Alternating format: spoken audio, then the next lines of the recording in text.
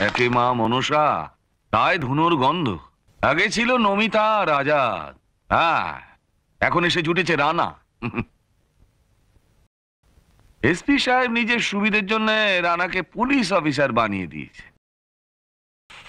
বাহ বাবা বাহ, তাক ঘৃণা দি। সামনে ভোট, ভোটে জিততে গেলে কি কি মাল মশলা লাগে জানো তো? ঠেসে দাও, ঠেসে দাও, তাহলে পাবলিক আমাদের মুখে একবারে চুনকালি ছিটিয়ে দেবে। দেখছি স্যার কি করা যায়। সব দেখছি দেখছি ছাড়ো, বস্তিতে ছেলেগুলোকে বস্তিতে কাজে লাগাতে পারছো না? কিন্তু স্যার বস্তিটা তো আজাদের হাতের মুঠোয়। বস্তির লোকেরা ওর কথায় উঠে বসে। ওর কথায় উঠে বসে? যাও তোমরাও কি ওর কথায় উঠে বসো, যাও। উজবুক কোথাকার। স্যার আমি বলছিলাম যে তুমি কোনো কথা বলবে না, আমি কোনো কথা শুনতে চাই না। তকুল আমাদের লোক, আরো লোক আমার চাই। দরকার হলে পয়সা ঢালো, ভয় দেখাও।